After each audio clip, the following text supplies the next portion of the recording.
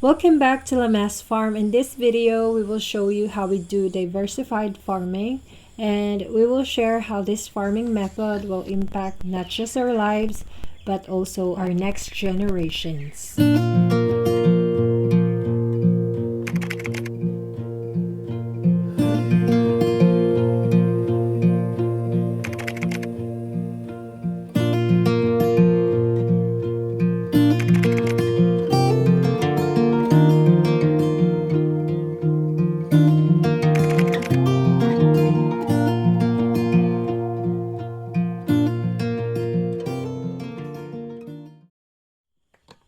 Alright guys, so let's talk about diversified natural farming.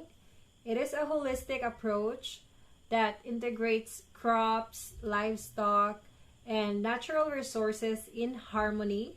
So basically it's not working against nature, but rather working with nature. It's another morning at Lames Farm. So in the morning, after my devotional or quiet time with God, I go and check the animals. Then after that, I cook rice for my dogs and for me also, of course. Rice is life because we're Asian. And while waiting, I go out with my dogs and the goal is to have a peaceful walk, but ends up becoming a chaotic one. Especially that I did not train Debo well, lack of walking. So if you will have or planning to have a pit bull, make sure to be consistent in walking him.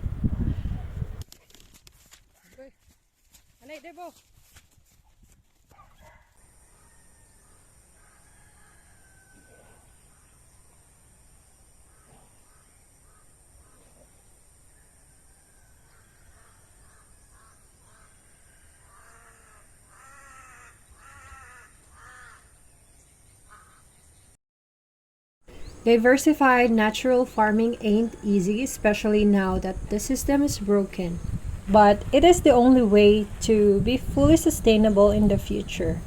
We don't just eat one type of food, but we need varieties because our body needs different type of nutrients. So why not diversify?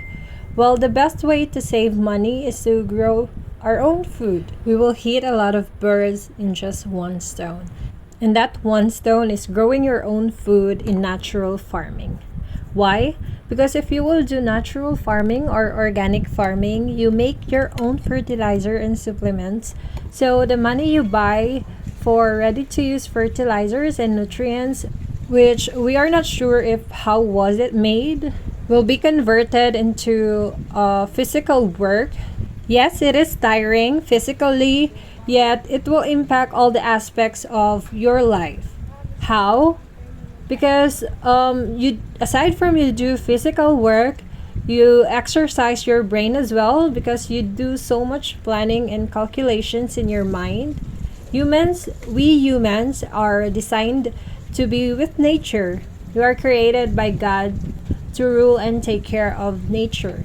That is why being with nature becomes the trend vacations nowadays.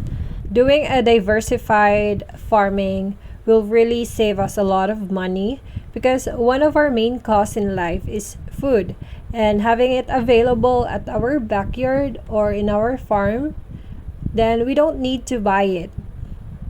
We just need to have a mindset as well that whatever is available in the farm, that's what we consume. We humans tend to look for something we don't have, so we forget to enjoy what we have and end up stressing.